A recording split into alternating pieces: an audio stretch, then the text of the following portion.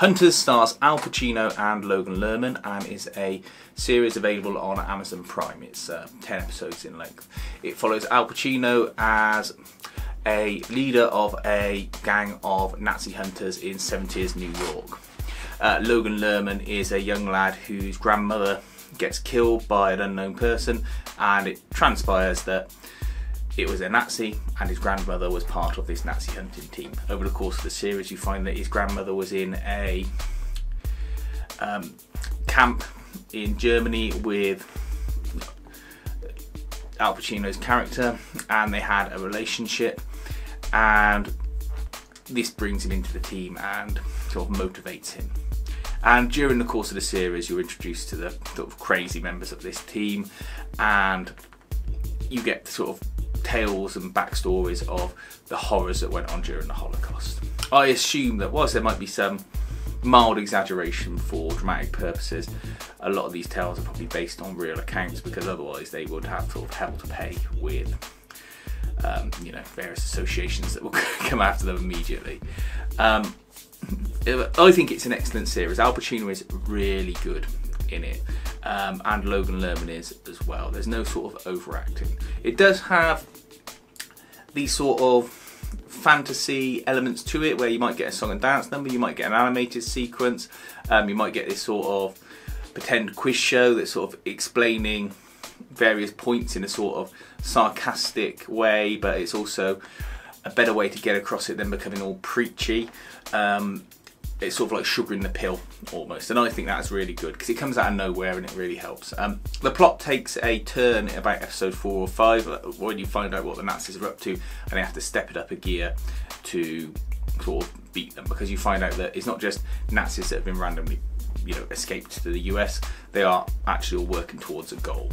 And during this as well you get references to things like Operation Paperclip, which now are public knowledge, but back in the 70s it's a revelation to these Nazi hunters that the US government would actually invite Nazi scientists to come to America, and you have a sort of fictionalized meeting of sort of American military personnel and government to sort of very briefly summarize why they would do that. Spoilers now. Watch it if you're interested in anything, if you like Tarantino-esque things, if you like Nazis, if you like you know, Nazi hunter type shows, or you just want a good action drama, watch this. It's also got funny elements to it as well. Right, all that done. There's a massive twist at the end of episode 9. You find out that Al Pacino is actually the main evil Nazi that they have been hunting. He is the Wolf. He is a doctor that has supposedly tortured Al Pacino's character in one of the camps. It turns out that the doctor swapped places with Maya, the character Al Pacino is supposed to be playing, and had plastic surgery and took over his life. And by taking over his life he had to start again sort of at the bottom ladder, because he's no longer a chief surgeon, and he can never be, because they'd have to explain why he knew how to do that stuff.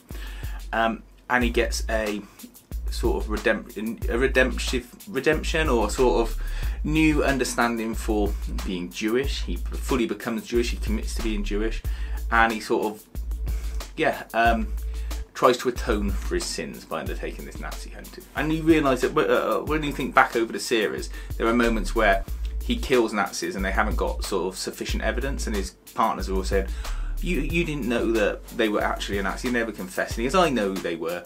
And you think, oh, Al Pacino's a little bit on edge, but really it's because he was one of the Nazis, so of course he knows who they were, and he knows what they look like from the off, unless they've obviously had plastic surgery. They do a good sort of bait and switch with, you follow a sort of clue trail to a Nazi dermatologist, plastic surgeon, played by William Sadler, and because it's a sort of named actor, you think, oh, that must be the bad guy, and he gets killed, and then you find out, of course, it's Al Pacino.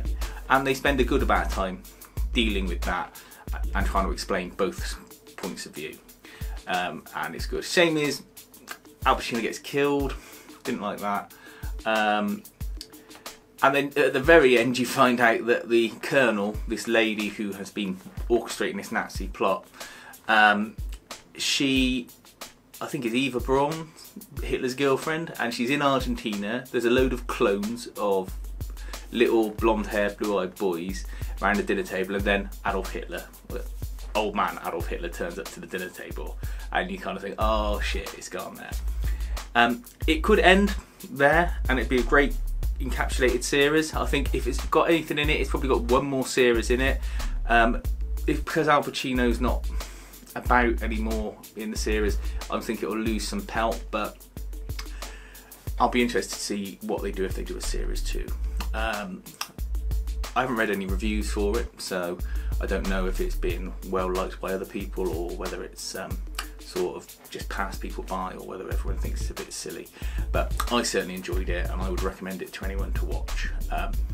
It's certainly of a very high quality. If you've got any comments on it, please feel free to let me know below. Otherwise, please like and subscribe to the channel. Thanks very much.